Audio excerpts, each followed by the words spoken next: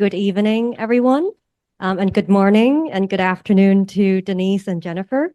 Welcome to the Yale Center Beijing, which is Yale University's only university-wide center outside of its U.S. campus, representing its 15 schools.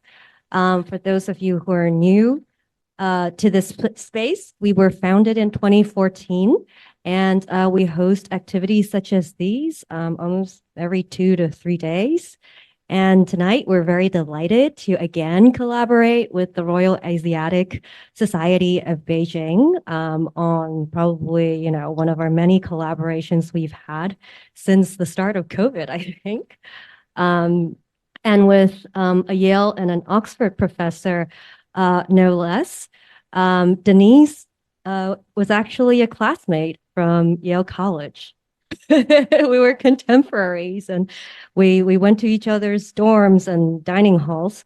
So I'm particularly grateful to have her around because she is also sick but has agreed to soldier on. And I'm also very grateful for Jennifer for joining from the UK and Qingqing Ni, our moderator, joining here in Beijing. So today's talk is about an edited volume by Denise and Jennifer on material contradictions in Mao's China. I think the very powerful title really speaks for itself. Jennifer Altehenger is the Associate Professor of Chinese History and Jessica Rawson Fellow in Modern Asian History at the University of Oxford and Merton College. Her research focuses on the history of the People's Republic of China. In addition to being the co-editor of the namesake of today's event, she is also the editor of the online resource, The Mao Era in Objects, which I would highly recommend to all of you if you have time to browse on the web at some point. She is the author of Legal Lessons Popularizing Laws in the People's Republic of China, 1949 to 1989, and supported by the Arts and Humanities Research Council and the Lever Hume Trust. She is currently working on a book entitled The Matter of Design, Furnishing Socialist China. Thanks very much for joining our event online, and I hope to be able to welcome you in person at some point in the future. Denise Ho is the Associate Professor of 20th Century Chinese History at Yale University. She is a historian of modern China with a particular focus on social and cultural history.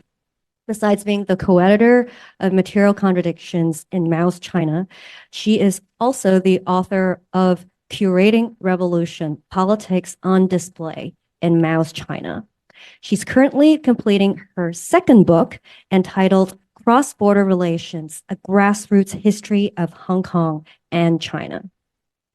We're also very pleased to welcome Qingqing Ni to Yale Center Beijing. Is this your first time?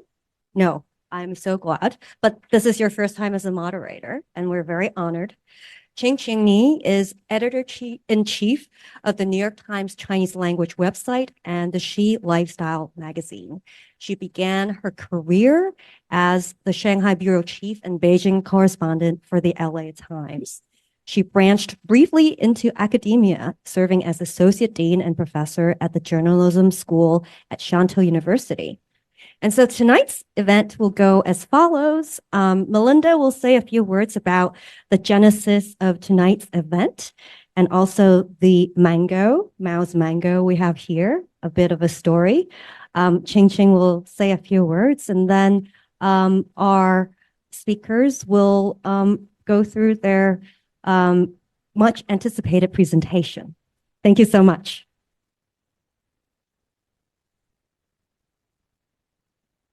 Thank you so much. Actually, I'm going to speak very, very briefly because the creation story behind the talk is actually going to be told by Denise in her presentation. So I'm not going to go through with that. I'm just going to say one thing about this mango. Today, I was wrapping it up to bring it over here to the Yale Center, and the mango doesn't travel very much or very well. It's very fragile. I actually think it's made out of wax. but it's been around since the 60s. And I was hit by the epiphany of it all. Here I was wrapping it lovingly with bubble wrap. And then I pulled out the monograph about the mango written by our dear friend Elfriede Merck, an art historian who did a whole study of the cult of the mango. She called it the sanctification of the mango. And then it struck me, what am I doing wrapping this so lovingly and with such care? I mean, it's a freaking mango. And then that's not even a real one. It's a wax mango. And of course, that's why we're here. That process, what made me treat this with cult-like attention and reverie is exactly what this talk is going to be about, because a very ordinary thing in normal times, I mean, even when it's on the menu of a Thai restaurant, I don't order it. And yet there I was treating it like, I mean, it took me half an hour to wrap this thing. Because in Mao's time, small everyday things took on great, larger than life significance. And that's why we're all fascinated to listen to our speaker and moderator. Thank you very much. And I'm so glad the mango has finally been revived after so many decades, to be back in the limelight, even if briefly. Over to you, Ching Ching. Thank you, Melinda. Well, thank you all for coming on this blistering day. It's so cold, but I know that just seeing this mango is worth your trip. So I do hope that if you want to look at it up close, you can come up afterwards, because I see cracks on the mango, and I couldn't believe that this mango was real when Melinda told me about it. But I did a little bit of research, and I hope that Denise will tell us more about it. But apparently, when it was first given to the workers, most of the workers were from northern China, and they had never seen or tasted a mango before. And I could attest to that because my father is from this, told me that the soldiers from the north, when they saw a banana for the first time, they didn't know what it was, and they just bit into the banana with the peel on. And you can imagine what they would do with a mango. And I read somewhere that when the mango started to rot, the farmers or the workers, they boiled it in a big pot, and each had a spoonful, and they drank it. It's like communion, and it's like they each had a piece of Mao in them. It's kind of creepy, but that was how it was, that this fruit became a sacred object. So that's what I read. So I hope to turn it over to you, Denise. I can't think of a better segue to this presentation tonight, and I hope you all think of good questions to ask, because I have some questions, but I'll save it for later. So thank you so much, Denise and Jennifer. The floor is yours. Neat. I wanted to start by thanking the Yale Center Beijing and the Royal Asiatic Society for organizing this wonderful event, to Carol for hosting, to Jingjing for moderating, and to Alan and Melinda for really sparking the idea of this collaboration. I'm delighted to have the chance to introduce our book to you today, Material Contradictions in Mao's China. Before I talk about the mango and maybe what's not the mango, I wanted to start by posing this question. And can I have the next slide, please?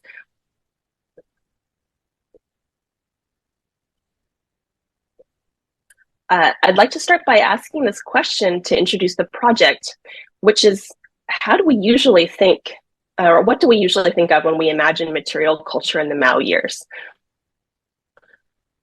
Any ideas or suggestions from the audience?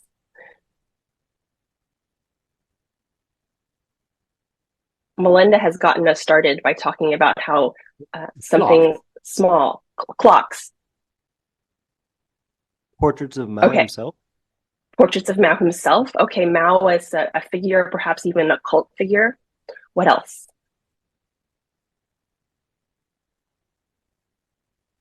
I think museum culture. So like objects and like kind of if we think about like the National Museum and the People's Museum, kind of objects from like peasants, landlords of that era, bloody shirts, things like that.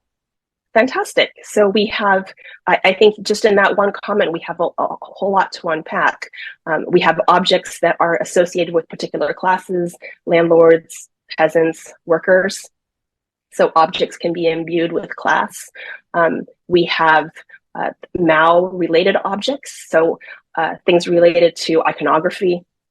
And then it's interesting that you brought up museums, because what we often think of when we think of the material culture of the Mao era is the kind of thing that is most often the propaganda object that is most often exhibited in museums, like the big character poster or propaganda posters, Mao badges and things like this.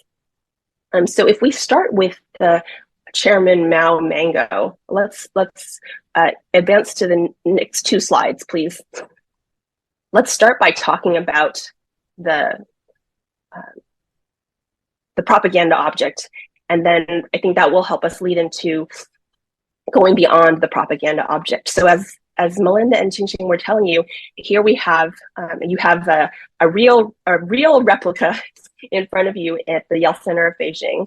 This was it originated from a state gift from Pakistan to Chairman Mao, which he then regifted to a group of workers. And this mango was then, some of the original mangoes were preserved, and then the replicas were made and given out as awards, as you see here in this 1968 photograph with PLA soldiers. If you advance to the next slide, you'll see an example of not just the reproduction of the mango, but the admiration, the adulation of the mango. And then in the following slide, you'll see, may I have the next slide, please? You'll see the ways in which the mango, the previous one, was reproduced. So there you have mangoes as part of a float in the National Day Parade. And on the right, here's an example of mangoes as part of fabric. You know, the fabric that's used in everyday life here, I believe a quilt cover. And these images are all courtesy of Alfreda Merck from her research on Mao's mango. So when we first think about material culture from the Mao era, sometimes it's these objects that come to mind, these sorts of things that you see in museums. One of the projects, or one of the main aims of our edited volume, is to look beyond these propaganda objects. Of course, we do have those items in our book, but to look beyond those things to see what was the fabric of everyday life in Mao's China. How was it experienced by everyday people? And just because, you know, one of our stereotypes is that this era was a time of great scarcity, and indeed it was, but just because there was scarcity doesn't mean that material goods didn't matter to ordinary people. So we were really interested in what else is there beyond the propaganda object. So if we advance to the next slide, one of the goals that Jen and I had when we first started talking about this project almost a decade ago was to create a network of scholars who were all interested in studying this material culture and materials in the Mao period.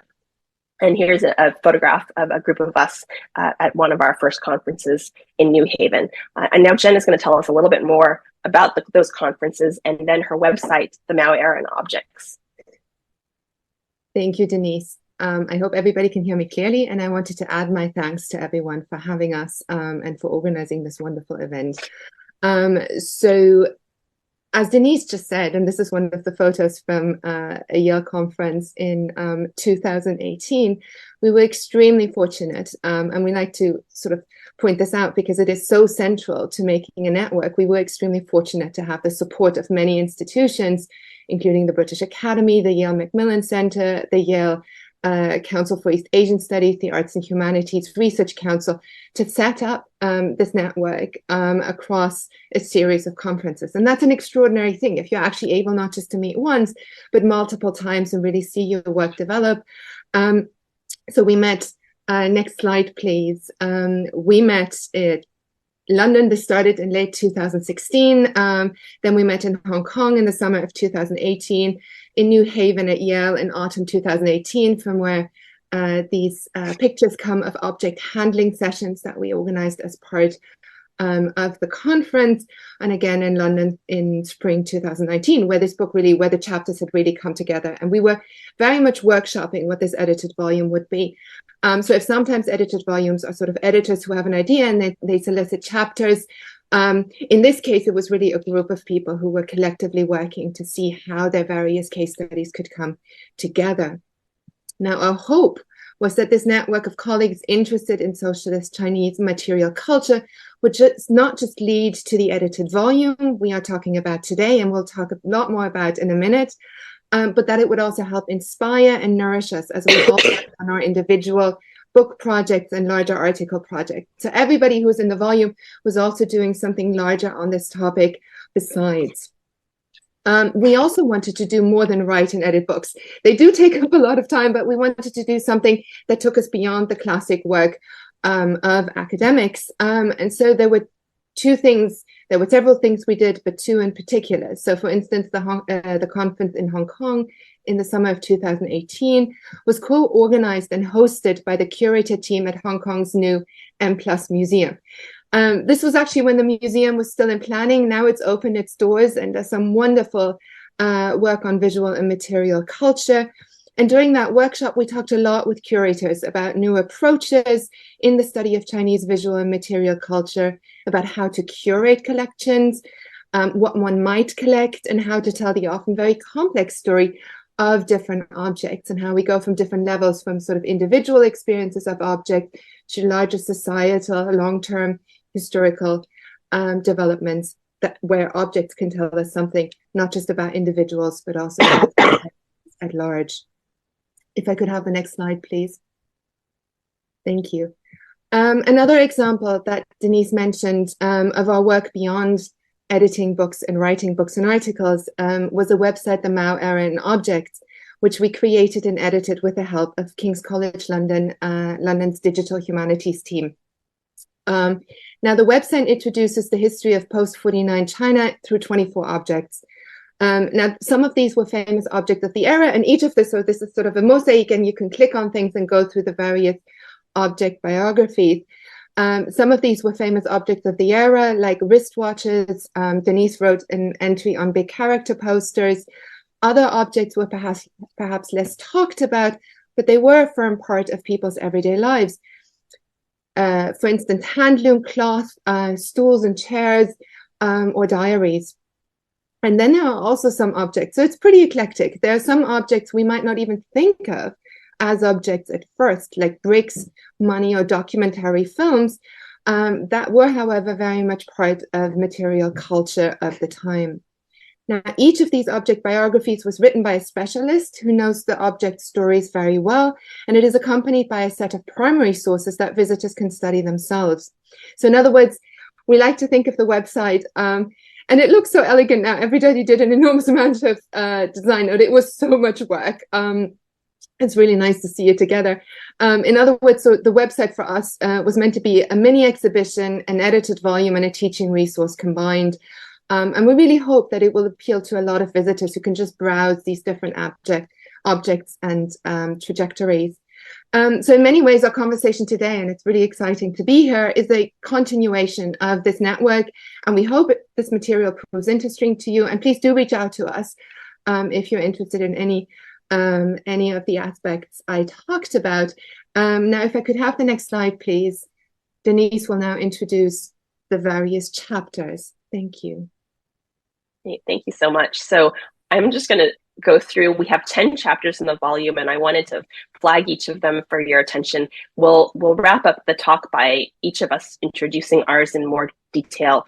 But just to give you a sense of the scope of the object of the chapters and what we were hoping to do, let me introduce each of them in turn. If I could have the next slide, please. The first chapter is called Bamboo Objects in Socialist Construction, and Jen will tell you more about it at the end of the talk, but I just wanted to flag for you what I found most striking about this chapter was these do-it-yourself handbooks that you see here portrayed on the right, which show people how to make their own things like bamboo toys. And they really represent a society where everybody was making do. And one way to do this was to become a maker yourself. The next slide, the next chapter is entitled The Brick, and it's by an architectural historian at Hong Kong University called Roscoe. And this chapter studies mud or clay bricks as the most basic and local building block of Chinese architecture. And one of the questions that Cole asks in this chapter is, how is the brick conceived of as a revolutionary object? And one of the things I found most fascinating about this piece is the way in which the brick, not unlike bamboo in Jen's chapter, is also something that requires expertise and has different degrees of technology. And so in more than one way, this vision of the brick, like other things in Mao's China, outpaced the reality. The brick making still required experts, and the Chinese were not readily able to incorporate, for example, Soviet technology. So the brick was at once something we look at and we think of it as something very simple, but in reality, the manufacturing could be quite complicated. The next chapter, if I could see the next slide, is by Christine Ho, an art historian at UMass Amherst.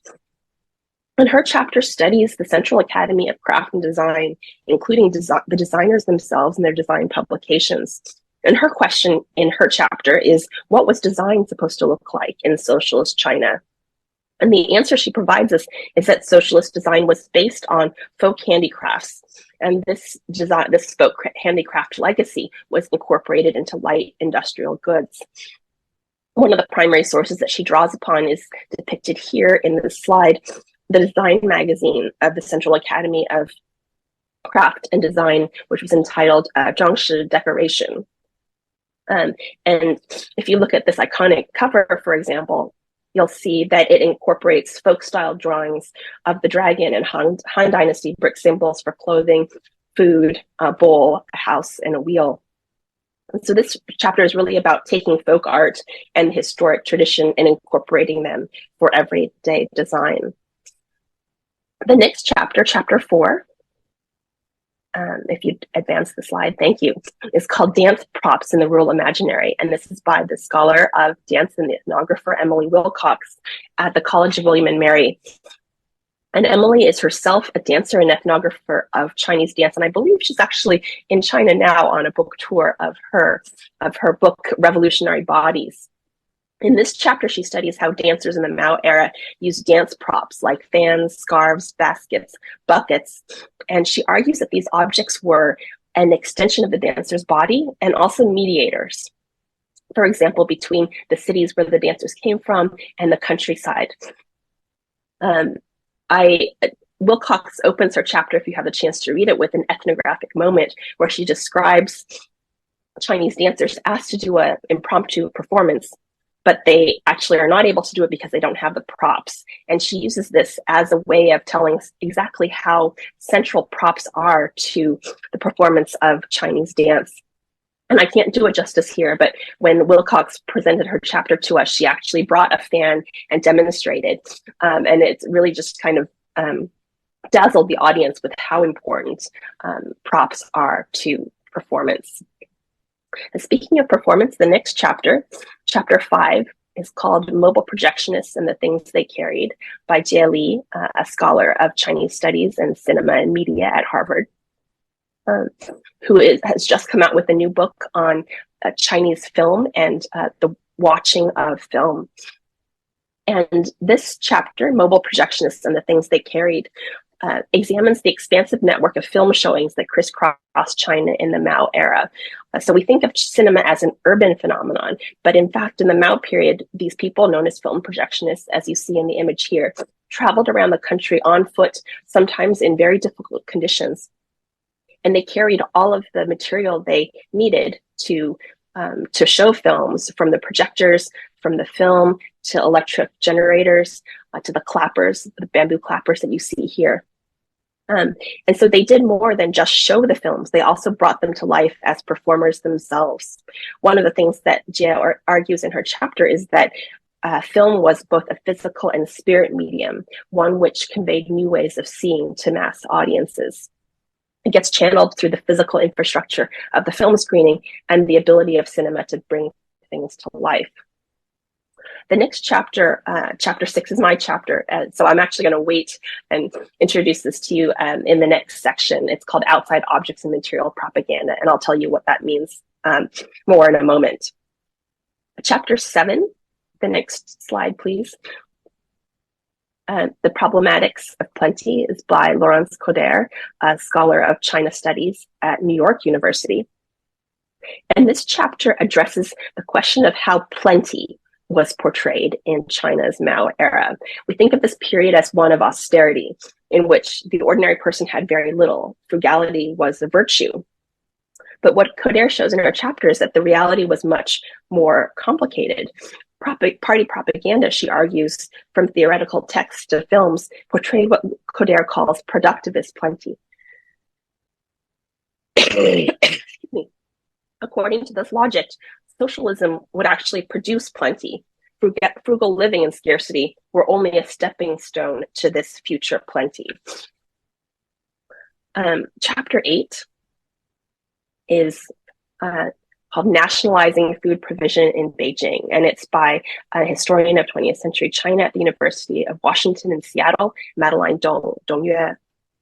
And this chapter focuses on Beijing's food industry in the 1950s, and it takes us its case study, pickle company and a hot pot restaurant.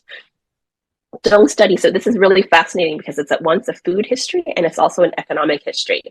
Dong studies what happens to traditional food establishments during what's called socialist transformation, which took place in 1956-57. The political campaign to nationalize private industry and incorporate it into the socialist economy. And what's really fascinating is how Dong shows how shifts in economic incentives transformed the taste of traditional Beijing foods. The next chapter, chapter 9, by Jakob Eifert, a social historian at the University of Chicago, is called One Country, Two Material Cultures. And in this chapter, Eifert suggests that we think of two distinct material cultures in Mao era China, the urban and the rural, in contrast to cities where we can imagine people having and using things like bicycles and watches. In the countryside, people had actually very few commodities. Using oral histories of Shanxi, Eifert shows how peasants navigated this world and how they produced essentials like cotton. And what's at stake here is how very different the socialist experience looked like in the countryside, and which is where the vast majority of Chinese people lived until very recently. And I think when he presented his research to us in the group, for many of us, even though we've been studying China for years and perhaps decades, it really hit home to us really how very different life was in the countryside. One example that particularly stands out is the idea of oil being so very scarce that it was dripped onto finished meals with an eyedropper because every drop of oil was so precious.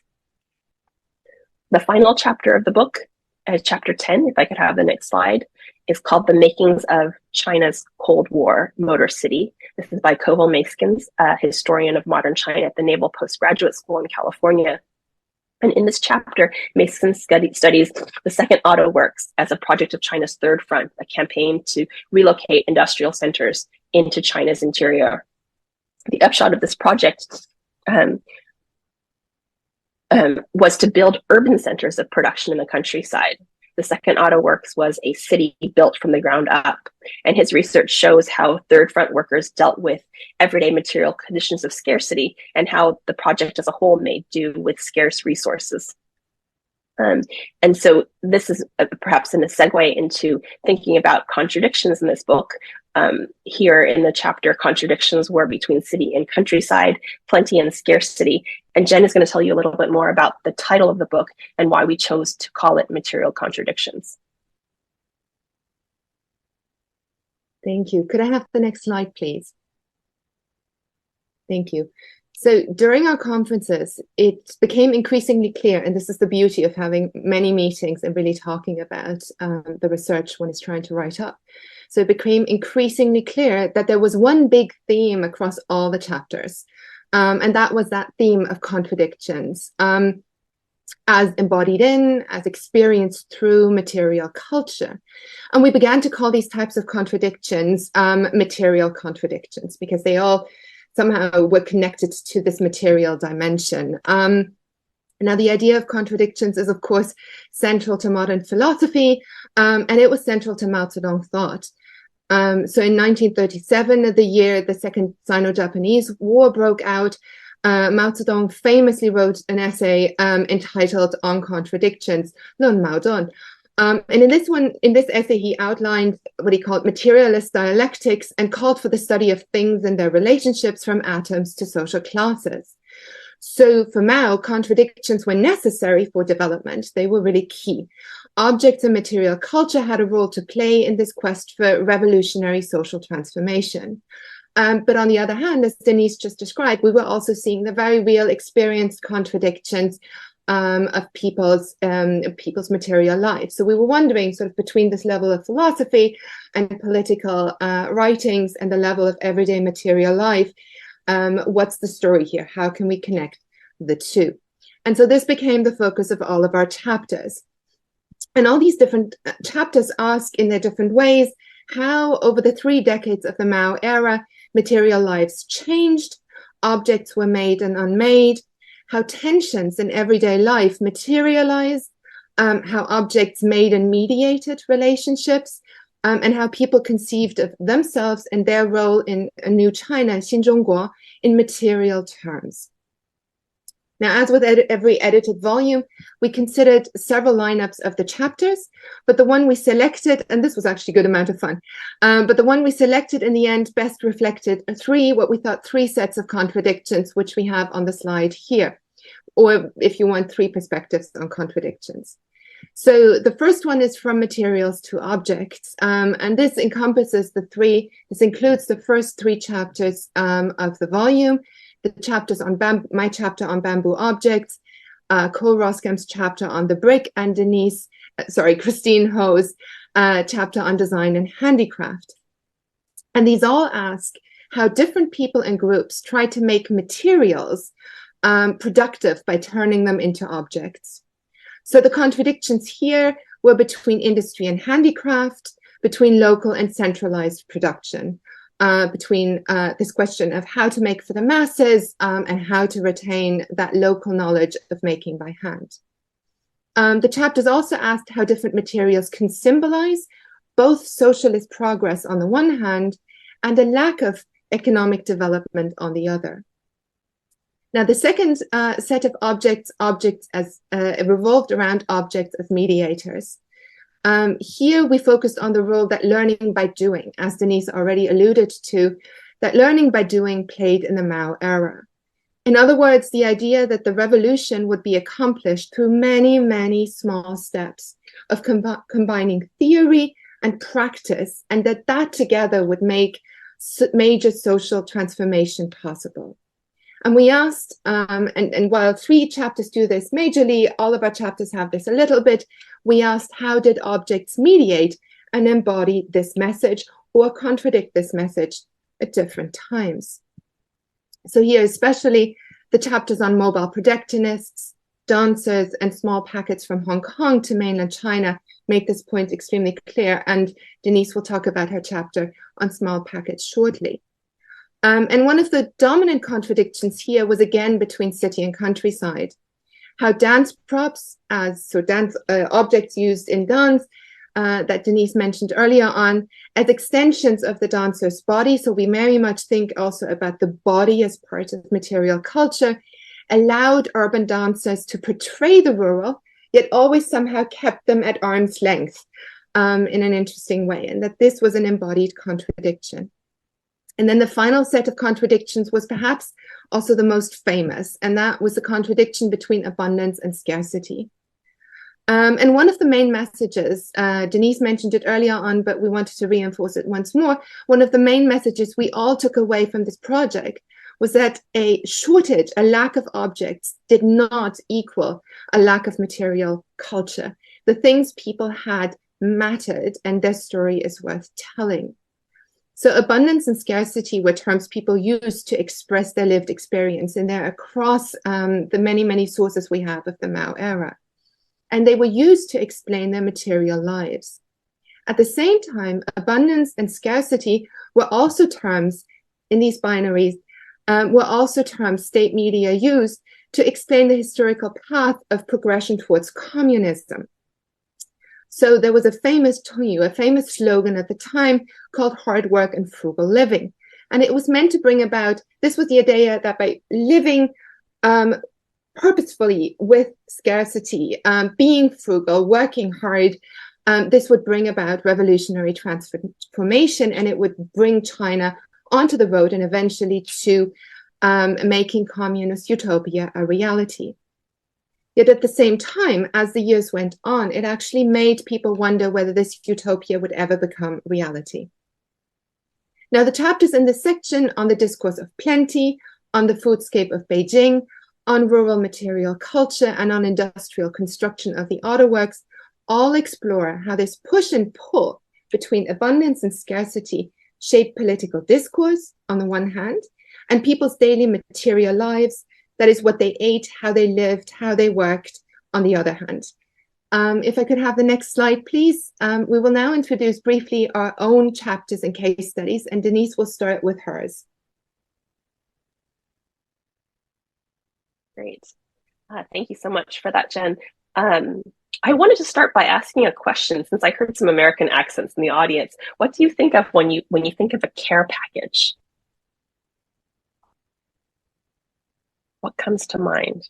Or a parcel in British English? A care package or a parcel?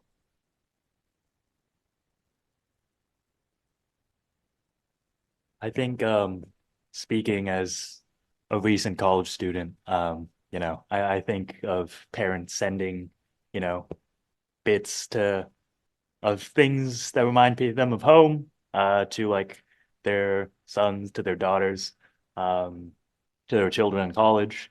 I think of maybe more in official terms, I think of like UN, USAID missions, Wow. like Okay.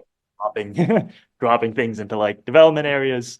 Yeah. Fantastic. Okay, so that comment brings up a number of issues. One is this distance between family members, the expression of familial care, and then you also have you brought in this dropping of relief packages. So perhaps something that might be government or NGO sponsored, that speaks to a gradient between a place that has products or has consumer goods and a place that does not. Any other things that come to mind when others hear the word a care package or a special parcel? I think when I was in the States and my parents were trying to send me care packages, I think they're usually something very like Chinese, like traditional Chinese stuff that's hard to find in the States. That will be included in my care package. Maybe like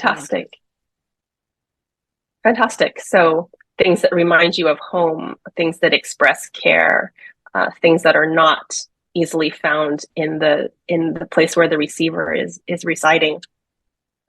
That's an excellent segue into my chapter, which examines the practice of sending care packages from Hong Kong into the People's Republic of China in the late 1950s and 1960s, which is at the time of China's Great Leap Forward campaign and the subsequent famine. So these packages, they were 2-pound so-called small packets, 小包邮件. They contained things like food and medicine, and they were sent to family and friends in China. At its height, some 2 million packages crossed the border each month. It was actually not very easy for me to find images of this. On the left and on the right there, as you see in the slide, are from a British newsreel. On the left is a store that specializes in sending those packages, and on the right is someone sending the packages on the Hong Kong post office. I actually haven't been able to identify a physical package. I was in a museum in Guangdong this summer, and there was a museum with a package from the Republican era, but it wasn't the right size and wasn't from the right time. So I'm still searching if anybody in the audience has a preserved package from that era. So this is an enormous phenomenon that's known about anecdotally. When I gave this talk in Hong Kong before the pandemic, people would rush up to me afterward and tell me about the things that their families sent to relatives in the mainland during this era. when I began this research, I was interested in how widespread was it? How did it work? How did these goods circulate in China? And then how were they perceived as outside objects, as I described in the title of the chapter? It was significant. At its height, we had something like 2 million packages a month. In certain periods, outside objects were prevalent enough to influence the Chinese market for particular goods. Of course, it's most prominent in urban areas and in South China, that places that had a lot of overseas Chinese. But packages were also broken up and then mailed to other relatives within China. So you can imagine this kind of network with capillaries that spread objects into mainland China. There were multiple channels where you could send things, the Hong Kong post, the Macau post. You could cross the border from Hong Kong into Shenzhen and mail packages directly. Department stores, specialty shops, and even street hawkers, people on the street, would mail packages on your behalf for a commission. There were other channels, including the ability to order packages to be made up in warehouses in China, or you could send coupons to be redeemed for goods in kind in China. And in my research, I was able to pin together archives on both sides of the border, so customs archives in China and then Hong Kong postal archives in Hong Kong, to show how much was sent, what kinds of materials were sent. And packages, of course, are not the only ways in which objects go into China. Things are carried across the border by visitors, including overseas Chinese. And sometimes these outside objects find their ways into Chinese markets, either because visitors are reselling them or because businesses are actually going to customs stations and buying them for resale. So Shanghai department stores may be going to customs posts in Guangdong and buying things, and these objects then end up in Shanghai department stores. One of the things I suggest in my chapter is that these objects formed a kind of material propaganda. One of the really interesting things about these 2-pound small packets is they're not allowed to include any kind of written material. So you couldn't include a letter. The only thing you could include is an inventory, so the receiver would know what's sent. So in some ways, people have to express their feelings and concern through things rather than words. And that's one of the main concerns of material culture history. How can we understand something through the object alone when we don't have any words to describe it? And beyond this material expression from relatives and friends, the appearance of these outside commodities also act as a counter-propaganda. So against the idea that Hong Kong and other capitalist societies were terrible places, here were necessary and sometimes critical goods like food and medicine that were coming from outside. And let me give you a couple of examples to close this out. From the chapter, I begin my essay with an incident that happens in 1962 when a train from Shenzhen pulls into the Guangzhou station. A shipment of 2-pound small packets is being unloaded, and all of a sudden, a group of people rushes forward to try to steal them, and the police fire at the crowd. This is observed by a small packet middleman. And that's how it gets recorded in the Hong Kong intelligence file. So this brings up all kinds of issues, this one piece of archival evidence. People knew about small packets. They were motivated to try to steal them, and it became a political issue, and that's how it ends up in Hong Kong intelligence records. One of the things, just by way of conclusions, that I found really fascinating about this research is the way in which packages could be a barometer of conditions in China. So in times of scarcity and even famine, the number of packages soared. The contents also reflected what the shortages were and where they were. After the famine, for example, the balance of the packets shifts from food back to cotton. And finally, I think the phenomenon of small packets shows how people on the street knew what was happening in China. Sometimes when I lecture about the Great Leap Forward to undergraduate classes at Yale and elsewhere, the students will ask, did people on the outside know? And I think this small packet phenomenon shows how ordinary people did know about privation and famine on the mainland, and how they may have known even more than officials did. And they responded to changes in policy in what was needed and what was allowed faster than the Hong Kong postal officials or even the government did. So I think this is really speaks to what I'm interested in, which is how grassroots society experienced political change. I think now Jen will tell you about her chapter. Thank you, Denise. So as in Denise's case, and as in the case of many of our contributors, my chapter was sort of part of a bigger project I was developing at the time, and a segue into thinking about the history of furniture in everyday life. And I was finding lots of interesting materials that I was trying to sort of make sense of, and bamboo was one of them. And I'm sure we are all, in the interest of time, I'm not going to ask who actually has bamboo objects at home, but I suspect many of us do. And I'm sure we're all very familiar with the world of bamboo objects in China. And I think it's fair to say that bamboo really is everywhere, in architecture, in construction, in fine arts, in applied arts, in food culture, and of course also in everyday objects of use. So think bamboo chairs, bamboo stools, other kinds of furniture made of bamboo, baskets, steamers, chopsticks. There's an entire world entirely made of bamboo. It is an incredibly versatile material. But it is particularly these everyday bamboo objects that interested me most.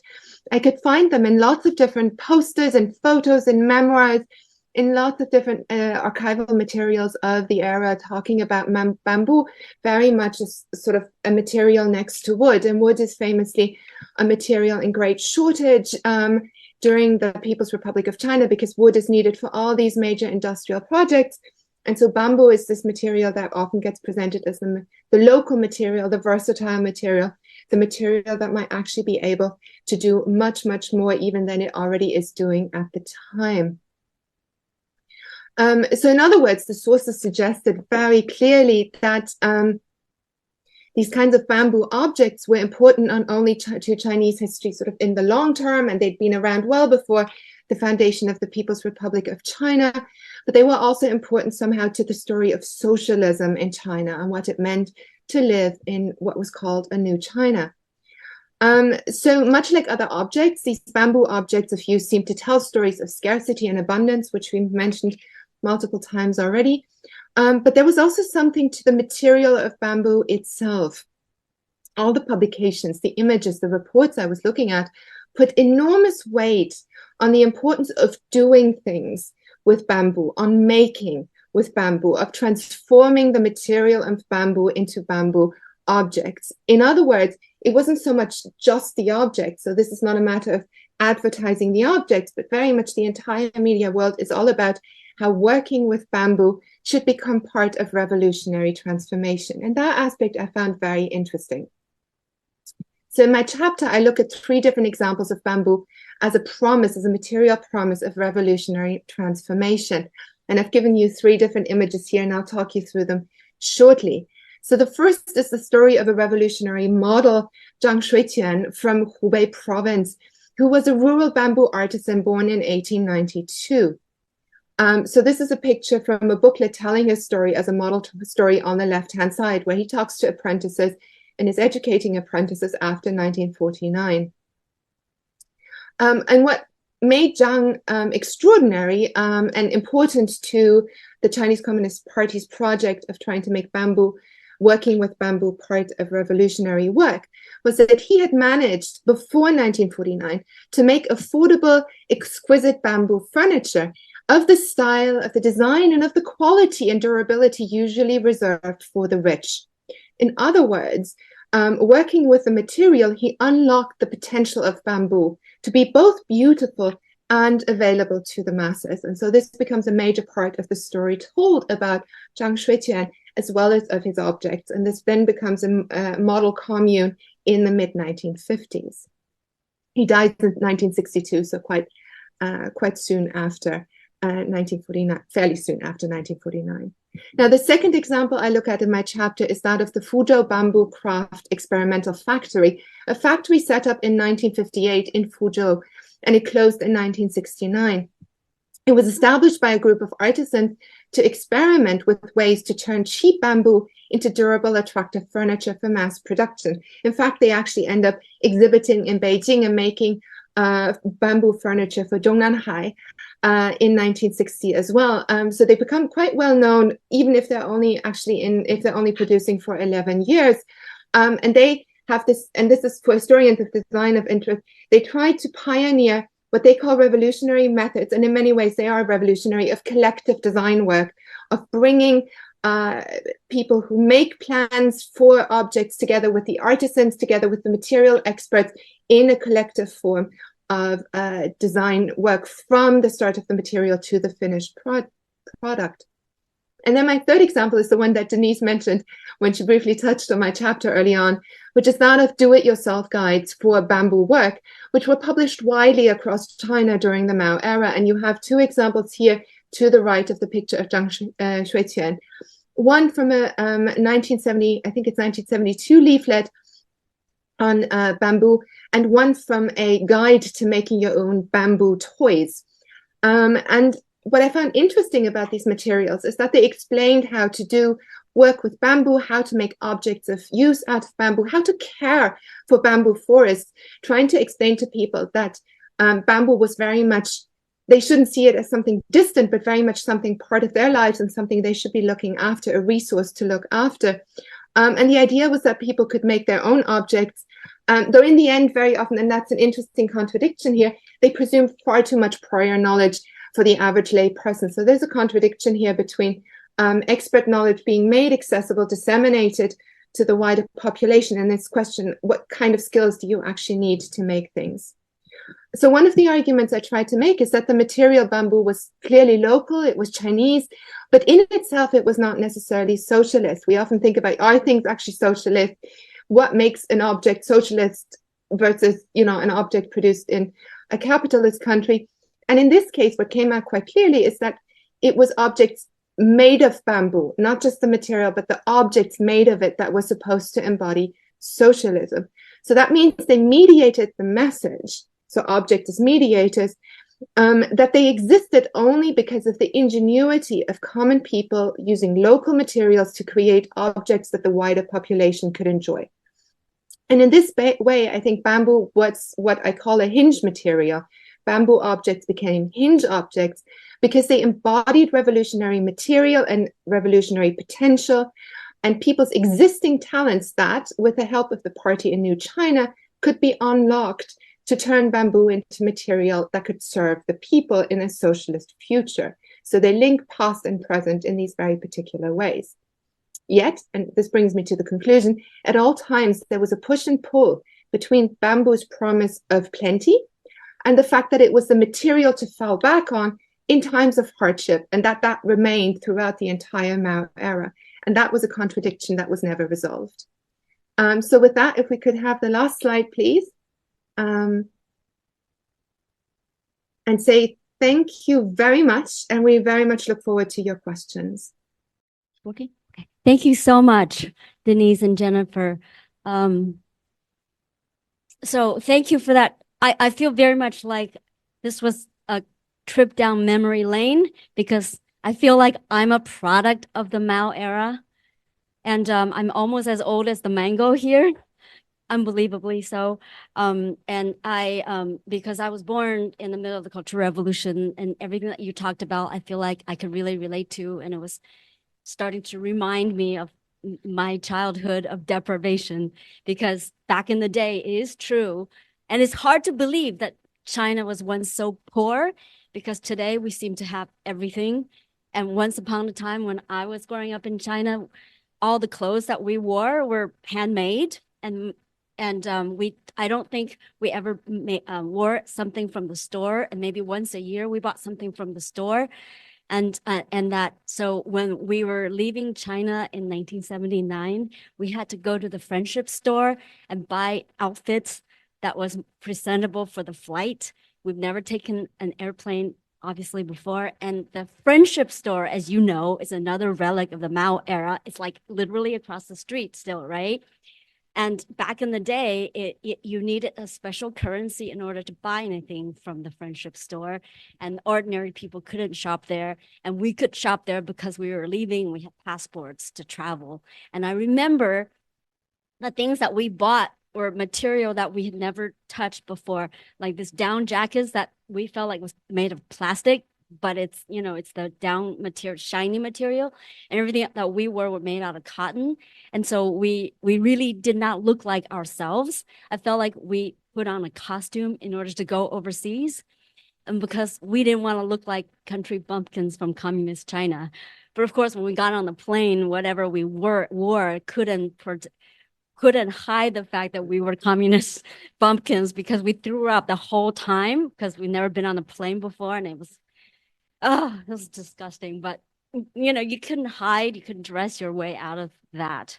But anyway, so back then I remember that my mother had to have a special outfit made, and she had to go to the special store where they had a tailor to make a two-piece suit, because she thought that you needed to wear that in America, and she's never worn something like that before.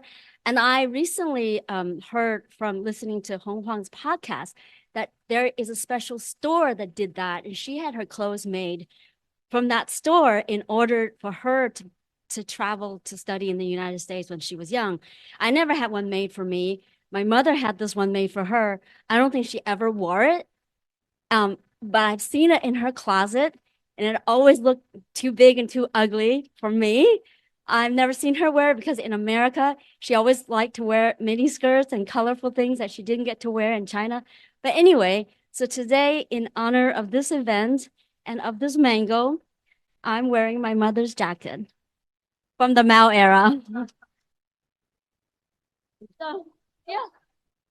Isn't that amazing? It's a Hongdu, and I didn't even know a Hongdu is so special until I heard it from Hong Huang. And so anyway, I'm older than my mother was then, but history has a way of catching up to you.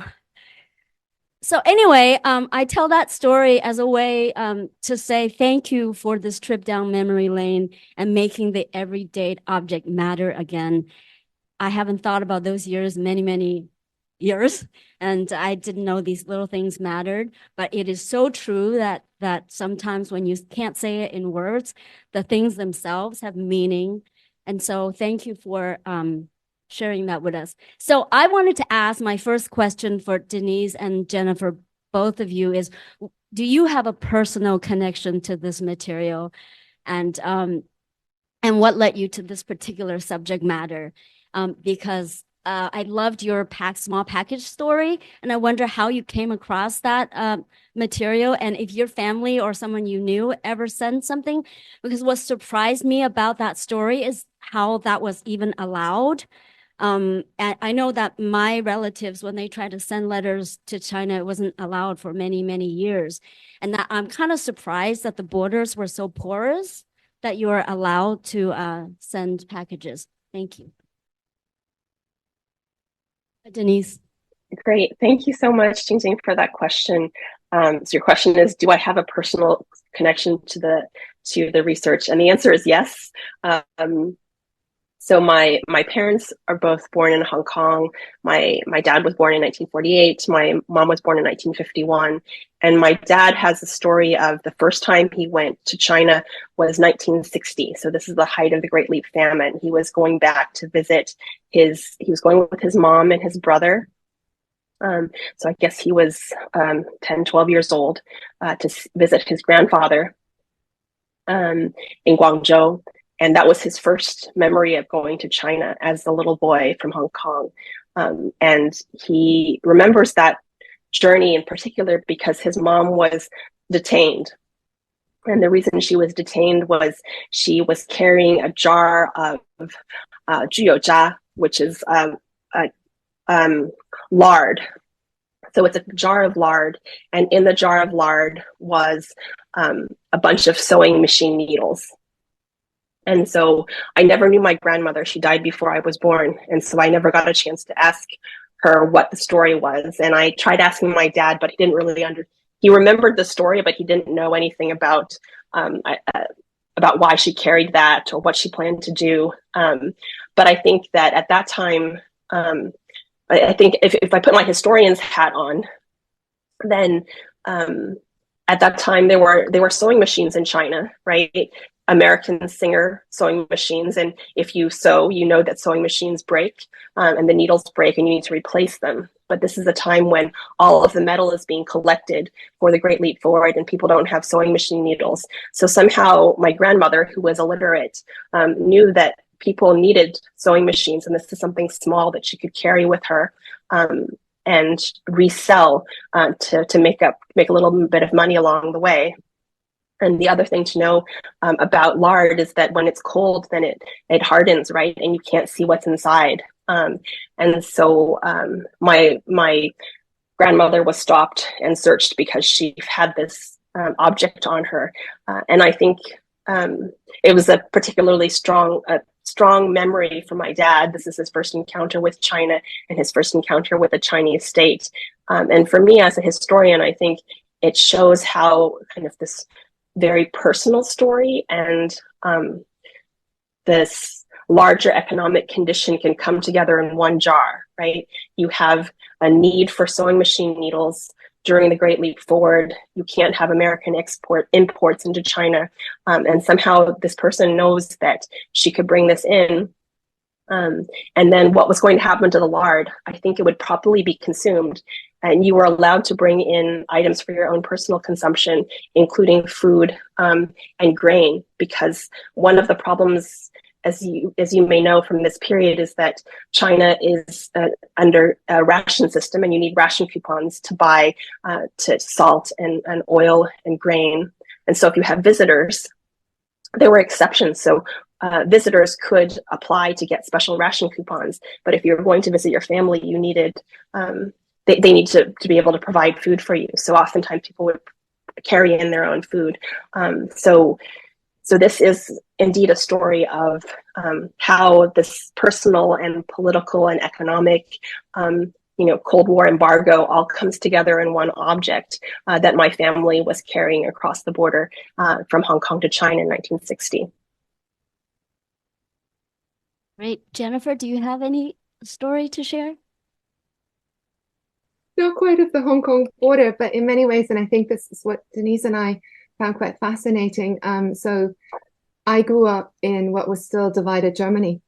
And my mother is American, and we certainly didn't have the money to fly to the US more than, I think, 2 or 3 times before my grandmother passed away in the 1990s. And so in a way, care packages, both across the German border, as well as goods going across the German border, as well as care packages coming out of the US, very much meant that when I grew up, things came in parcels, and special things came in parcels or were passed on to other people and friends and relatives. And so in many ways, when I was starting to look at China, and I was starting to ask, well, where are certain things? So this is also how I came to everyday goods like furniture.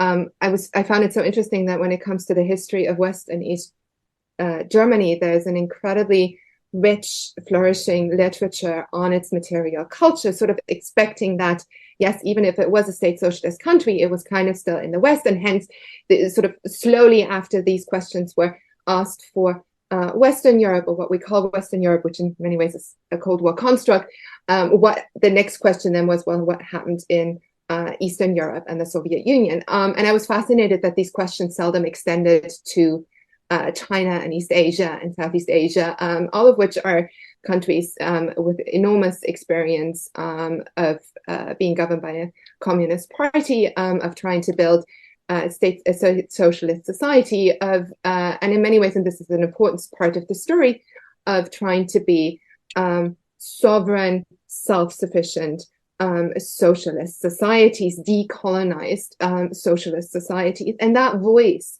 was missing, and it was largely drowned in the, well, people didn't have much, China was poor, so we don't need to tell the story. And I think this is where the personal connection for me of having seen life across borders, it just struck me, why would one set of countries get to tell that story and not another? Great. I hope you're all thinking of questions. I have a few more. One thing I'm curious about is what was the most about doing this? What was the most difficult thing about doing this kind of research? Since it seems like everyday objects are also rather sensitive in terms of that time period. Denise and both of you. Denise, I'm happy to start this Sure, go ahead.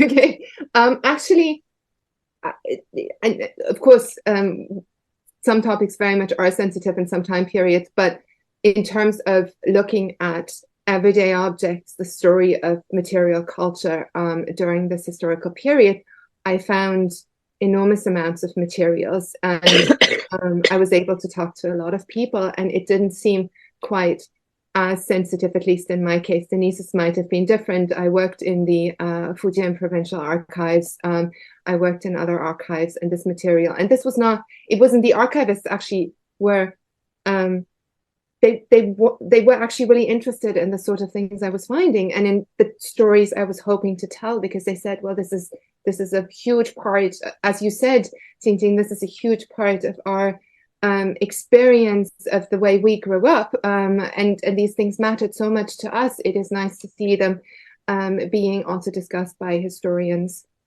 And I think there's actually a really growing field of material culture and design studies and studies of everyday objects, such as, for instance, there's a wonderful museum by Professor Shen Yu and Shanghai, the Shanghai Industrial Design Museum, and many others that are starting to show the objects and tell this history through the objects, as opposed to the more, perhaps more standard historical narratives that have dominated so far.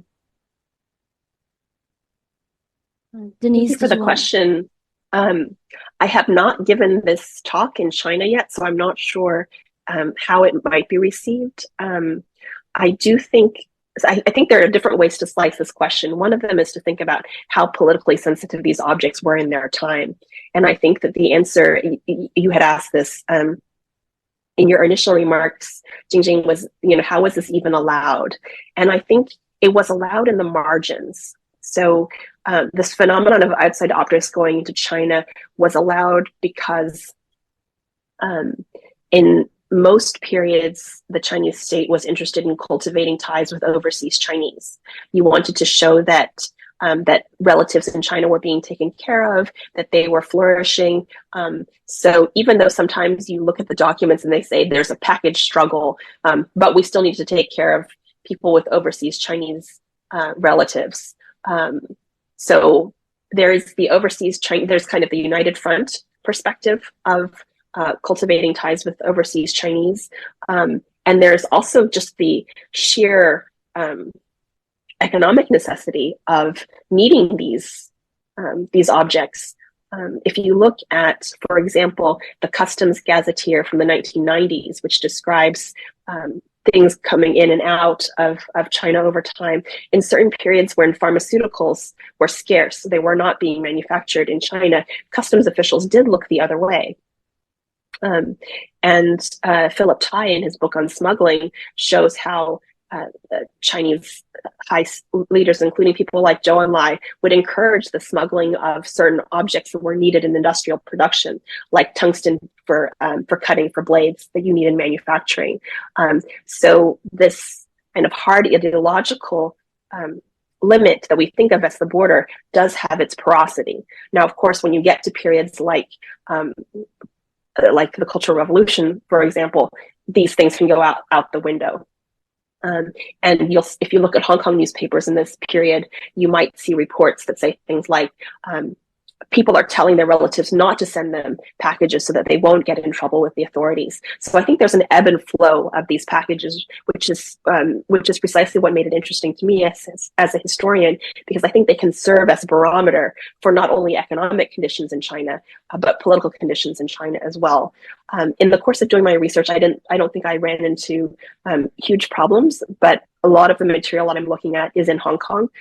In some ways, looking at customs documents or postal documents may seem actually very boring. But one of the wonderful things about material culture, I think, is that you can take these seemingly ordinary and quotidian objects and tease out intensely personal and intimate and also political stories as well. Great. So one of the chapters that fascinated me was about the Cold War Motor City. And it reminded me of the movie Altehenger. I don't know if you all have seen it. So there's this scene where they built the Los Alamos, right? And then but the first thing they did was to build schools and homes and make sure the wives and the families all could live there so that the scientists could stay there. And in this piece, in this chapter, is the extreme opposite. They're like, build the factory and build the factory first, build housing later. And so all these scientists, or not scientists, workers came and they didn't even have a place to sleep. And there was no food, there was nothing, there was like a desert, and they had to build like what it's like tens of thousands of trucks. They didn't have the technology. And then there was a picture that you shared from that chapter where the workers are using hammers to build trucks. Like there was, anyway, they didn't have the technology or the means. So can you talk a little bit about that piece and how that talks about that represents as an example of the contradictions of that period of insecurity, and yet like it's so blatantly obvious that they have seemed to show no concern for the workers. I don't know, either of you who. I think we're trying to coordinate, and it turns out to be a little difficult to coordinate who says what in the Q&A process. But I can maybe start if you like, Denise. And sure. I think we were quite excited to get this chapter. Cavell Maskins is also the author of a book on the Third Front in China, which was a major sort of a major project to industrialize part of China's inland provinces. Many of you will have heard about it. It was kept very secret during the Cultural Revolution and even after, but now it's much better known. And so I think in part this project came out of Cavell's other research, where he engages also with what the author of Building for Oil, which is Holly, has written about, namely this idea of industrialization without urbanization.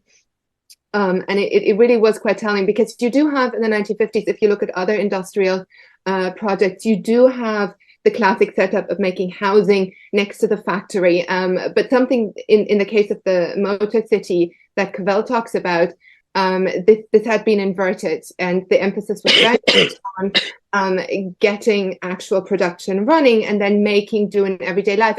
Also as a way, it was presented as a way of showing revolutionary fervor. So I think this is very much a specific historical moment when what had happened during the 1950s, which was much more the kind of construction process that we might be familiar with, had actually been inverted to the point of saying actually people can make their own huts. They can do without most things, because they have this revolutionary fervor to create transformation out of very, very little.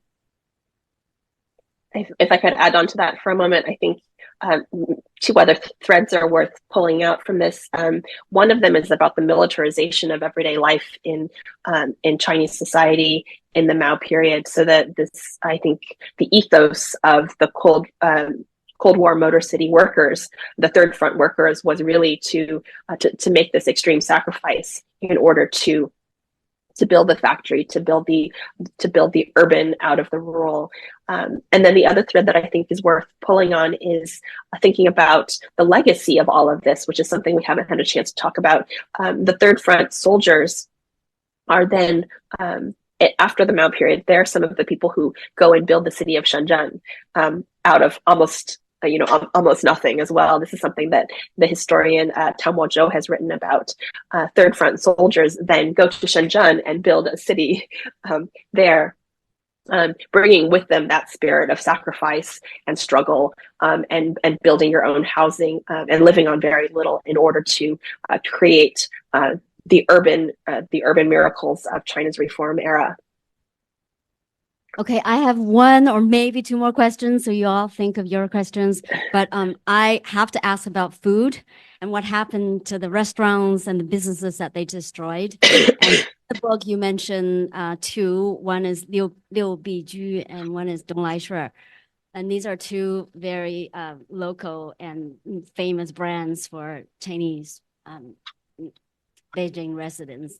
And how do they? Can you just tell the audience a little bit more about how they destroyed the restaurant, and because of the supply chain issues, and then how they destroyed the preserved vegetables?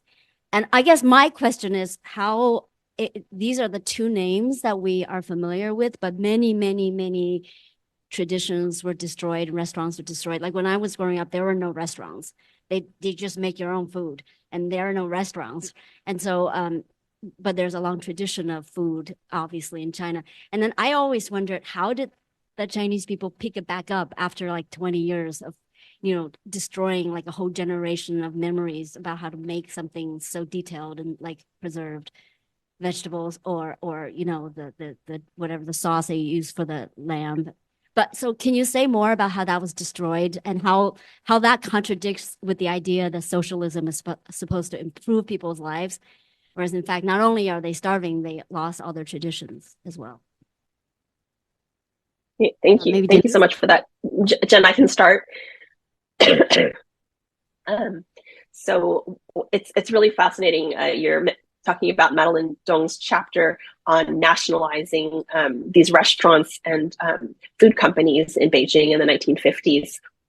One of the things that she shows is, one of the things she engages with, and one of the things that historians are really interested in, is what happens to craft if we think about food manufacture and these traditional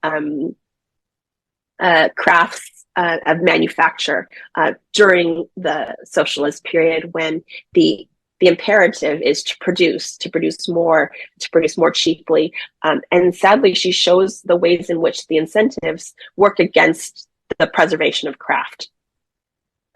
So for example, certain kinds of vegetables that grow the fastest are the ones that farmers are incentivized to grow. Like leafy vegetables, for example, whereas eggplant and certain kinds of garlic that take longer, people just don't want to grow them anymore because they're not incentivized to do so.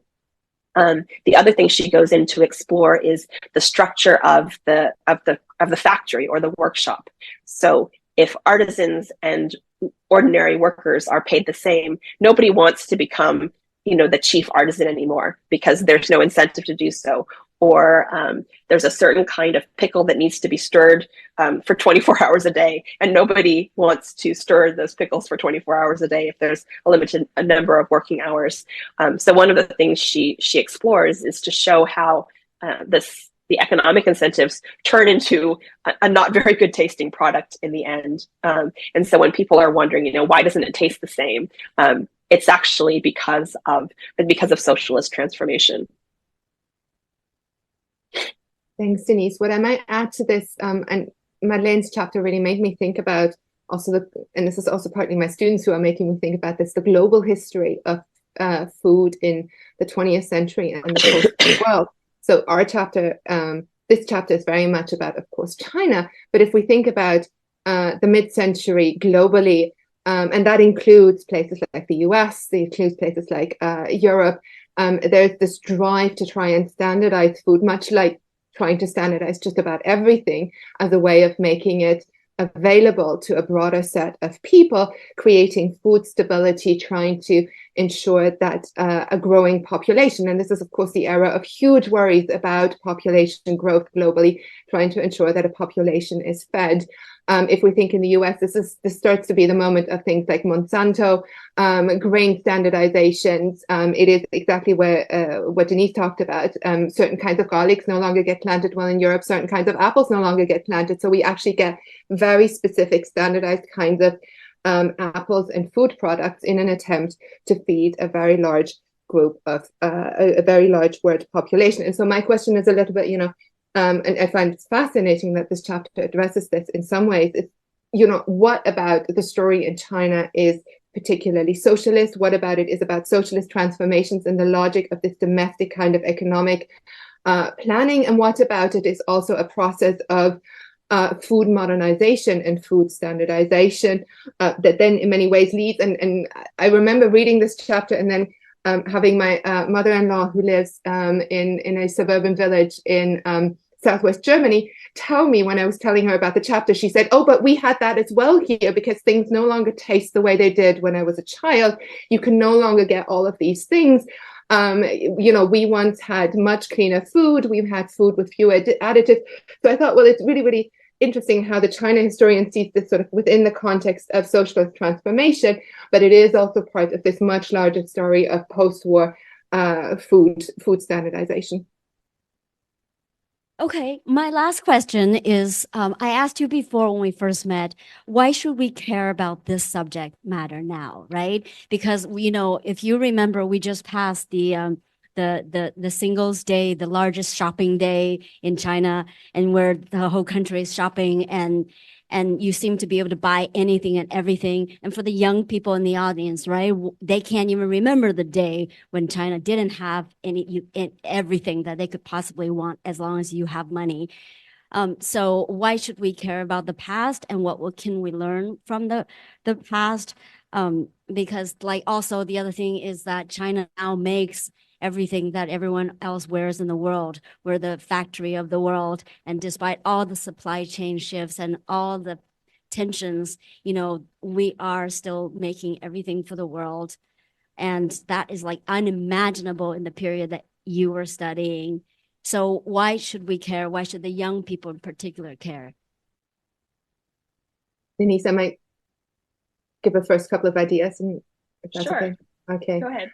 So one of the interesting things I think historians of the Mao era are starting to show, and Denise's example of Tao Zhou's work about the continuation between the third front workers who worked during the Cultural Revolution and set up these factories and then go to Shenzhen and set up cities, is that there is so much more continuity across from the Mao era into the post-Mao era. Like there had been a lot of continuity from the Republican and wartime era into the 1950s and 1960s, continuities and breaks. And so perhaps at the most general level, knowing the past is always important for understanding the present, because there are a lot of things, even in a country of plenty, there are a lot of things, habits, ways of working in everyday, ways of treating objects, perhaps, where the chapters in our volumes may help to explain why things are done the way they are and why things mean what they mean, and how we may have inherited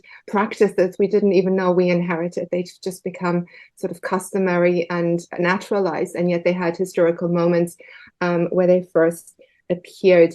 And the other bit that I find most interesting, so I've also have done some work on the 1980s and early 1990s, and in many ways, at least for some time in the early 1980s, the material changes that were coming after 1978 were actually interpreted by many people as finally a delivery of that socialist promise.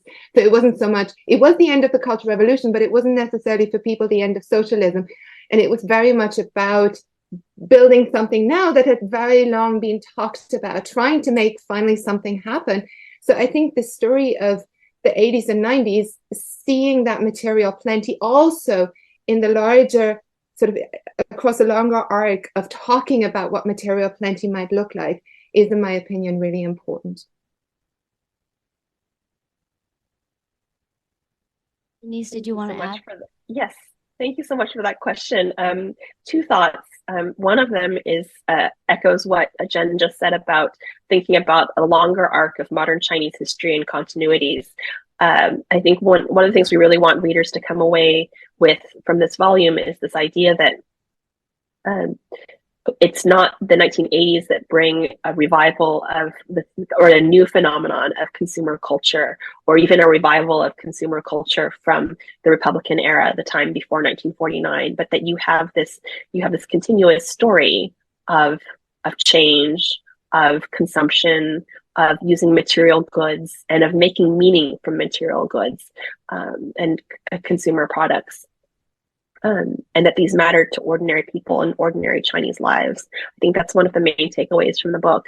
And the second thing that I wanted to conclude with is a story that we actually start the volume with. So in the introduction to the volume, we talk about some materials that I found in the Stanford University has an archive called the Hoover Institution Archive, and there's a collection within that called Contemporary Chinese Political Movements. And I happened to find quite randomly a file that had a collection of divorce papers. And so this is a kind of a very poignant and intimate thing to find maybe three to 5 pages of the divorce papers of an ordinary worker, or two workers, a man and a woman in Tianjin, who had 5 children. And the papers primarily consisted of their household goods and how they were going to divide them. And it was very, very ordinary things like clothes hanging pole, or metal wash basins, a table, a wok. And you have these inventory things, one side what goes to the man, and one side what goes to the woman. And I think we were able to decipher from those divorce documents kind of the story of how this family comes together, and then how it comes apart. And even very intimate details like the fact that the wife keeps the larger wok and the larger beds. So it means that the children who are still at school age are living with the mother. And then it turns out that at the end of the story that there isn't enough housing, because housing is so scarce, that even though that they're divorced, they're living in the same place with these divided objects. And so what I'd love readers to come away with is this sense that from these small stories and seemingly insignificant or trivial details, from these small material objects, you can really tell the story of an entire family and of an entire nation. Well, thank you so much. I think we're out of time. We went way over, but thank you for an amazing presentation. I learned so much from all of you, the presenters, as well as the questions from the audience. So I think Alan has some announcements to make. And I want to thank Denise and Jennifer for staying up so early or late, or so early in your morning to join us. Thank you so much.